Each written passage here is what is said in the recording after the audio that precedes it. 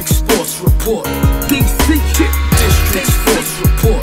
DC. Where them hustlers and them G's be. DC. In this game, the stakes is high. District Sports Report. District Sports Report. What's up, DC family? It's the District Sports Report coming at you live again. This is Greg Henderson with my right-hand man. Uptown Waller, what's going on? We back, baby.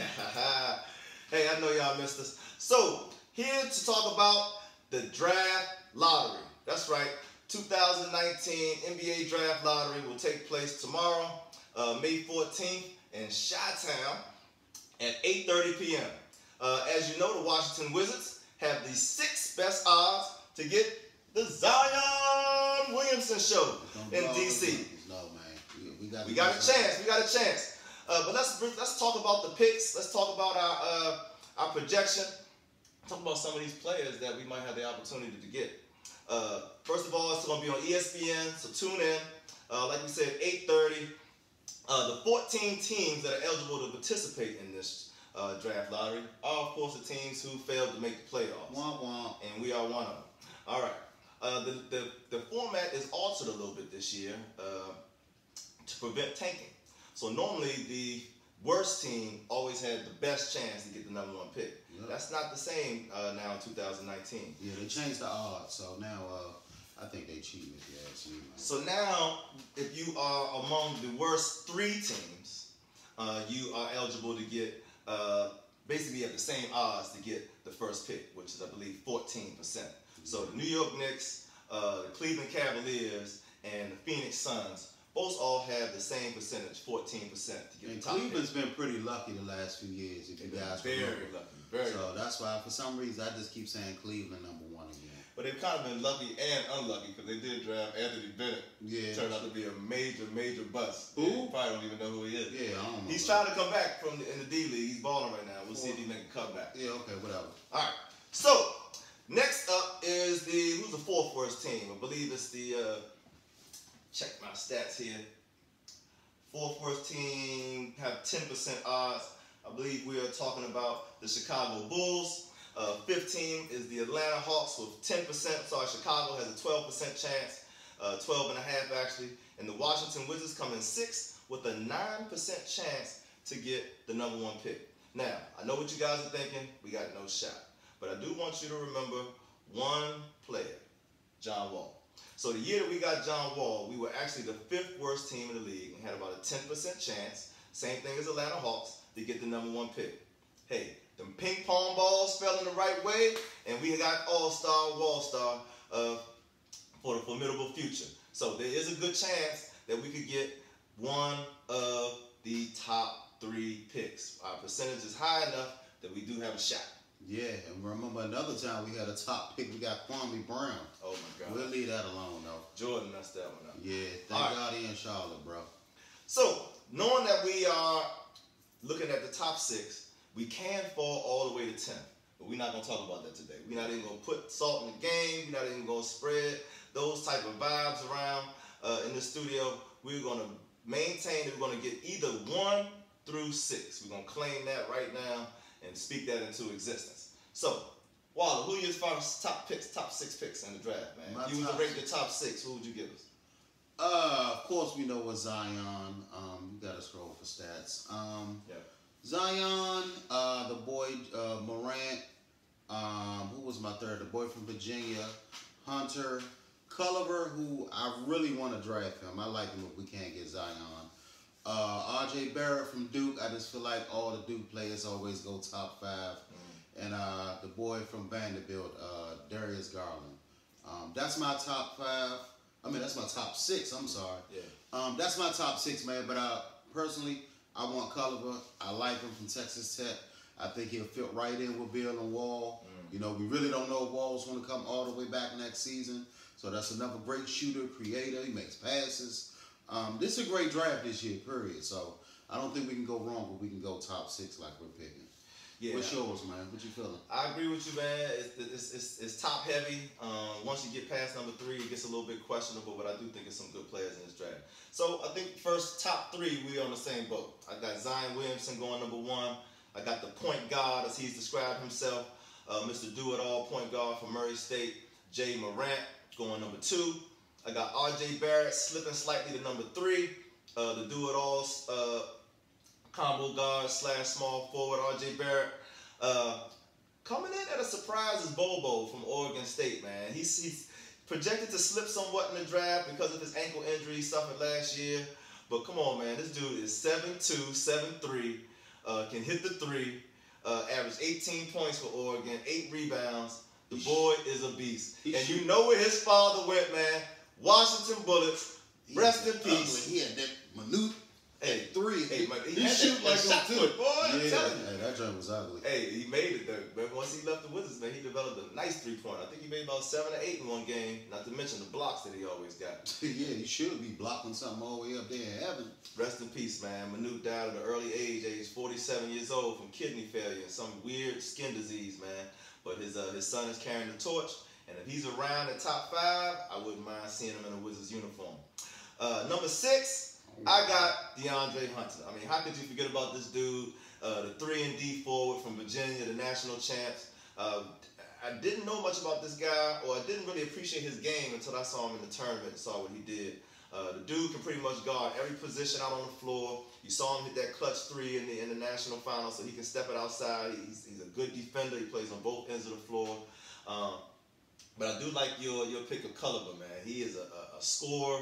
His shot was a little bit suspect at Texas Tech, but you know it's only going to improve. Yeah, that boy Culliver is a good player, but I do like the boy Hunter. Now, the question is, what pick are we going to get? Culliver, homie, like I just said. I'm on Culliver. You know, we get number 1, we're going to go with Zion. But let me tell you something about Zion that I want everybody to realize. We've only seen him do dunks, layups. I've seen a few games, he made a few key jumpers, but I feel like he still has a lot to improve his game.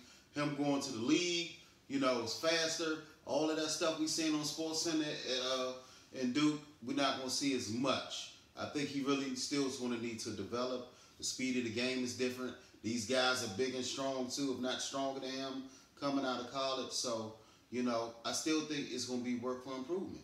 And I feel like if you take the baseline or take his game from going to the basket away, he's going to have to learn that jumper. Something I don't think he has all the way, and we see his stats. I mean, he's not shooting like Steph Curry or nothing, so we know. Hey, man, I think he's going to be a beast, bro. I don't know. I watched him. I'm not a Duke fan. I was rooting against Duke. We hate Duke like the every step of the way. Cowboys. But this dude made every big shot, every big and one, every clutch pass. His passing ability is very underrated. Every clutch 3, the boy's shooting ability is definitely underrated, and it's only going to get better. Hey, most of these guys in college only played 1 year. None of them have developed their jumper to a T yet. All of them have to keep working on it and developing it. I think this boy is going to be a beast. Now, not like LeBron. I don't think he's going to come in and take the world by storm because he's undersized. When he starts dealing with these NBA players who are 6'8", 6'9", 6'10", legitimately, I mean, come on, let's be honest. Zion is like a little Charles Barkley, man. He's like 6'6", man. 6'5". He was not going to have the highlights he had like we saw last year coming into the league. I'm not saying he's not going to do nothing, but he needs some work. He needs to work on that jumper, and he's going to have to work on other things in the game because now, I mean, he was like a bully. Yeah, he was. He was a bully in college. A man amongst boys. Yeah, man. He was a freak of nature. We can say that, but, you know, going into the league is a different ball game. So I wish him the best. I think he's going to be well, but not as much as you think he's going to be, bro. I'm not feeling that. So your pick is Culliver.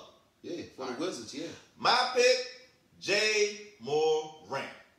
So, before I dive into Jay, or Ja, I should say, I don't want to mispronounce my man's name before he gets here. What pick do you think the Wizards are going to get?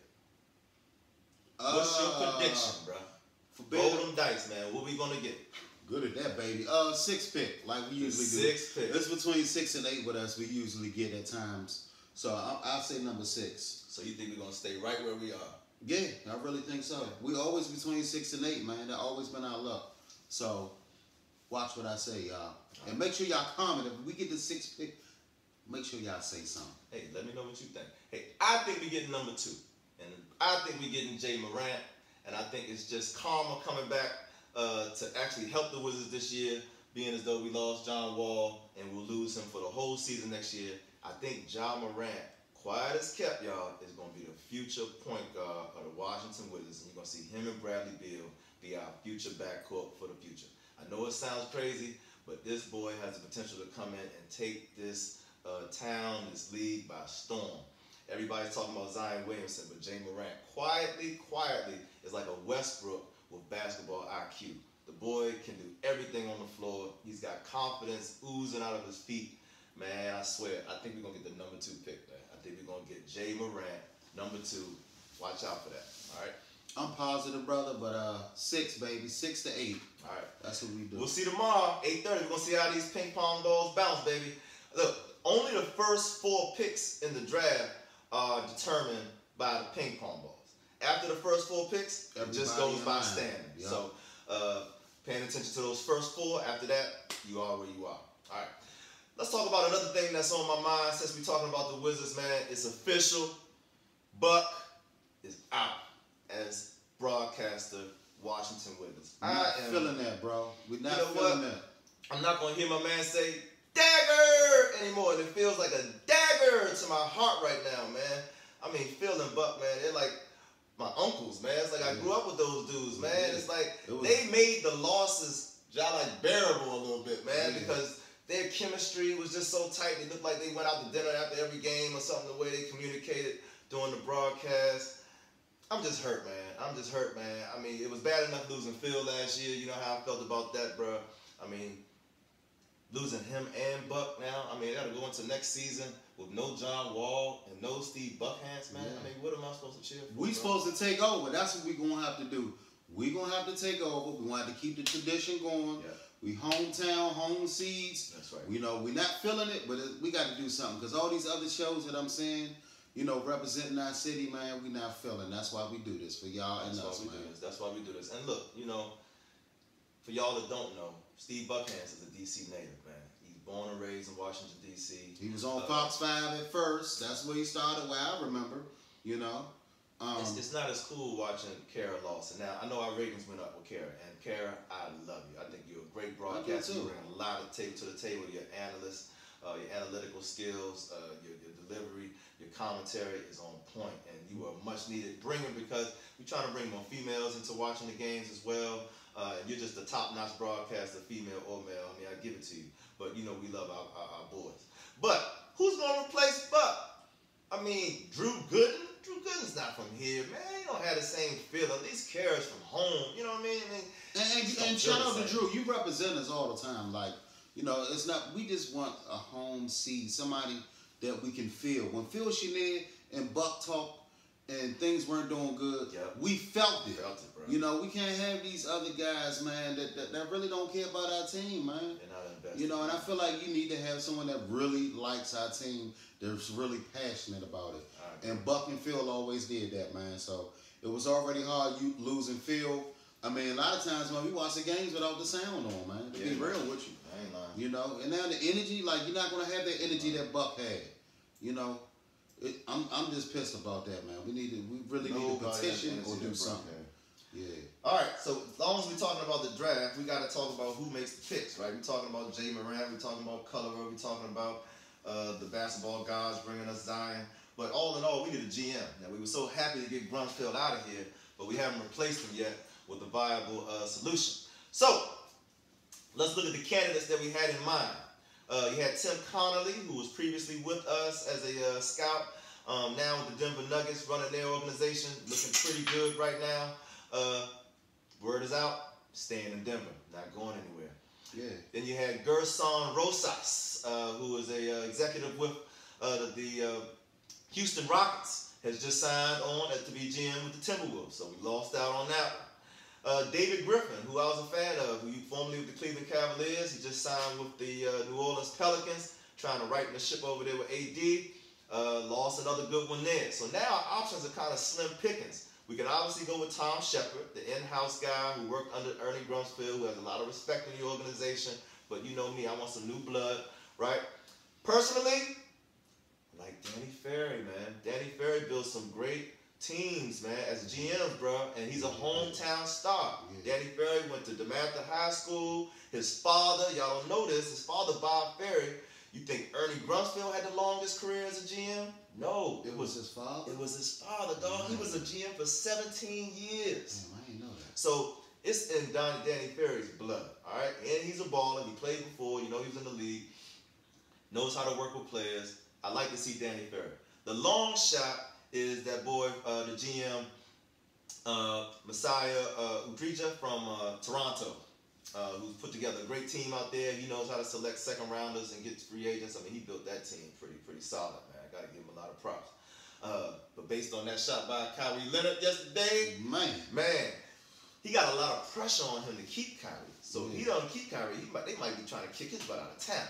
So it'd be interesting to see what he's going to do. But my pick is Danny Ferry. You got anybody you looking at?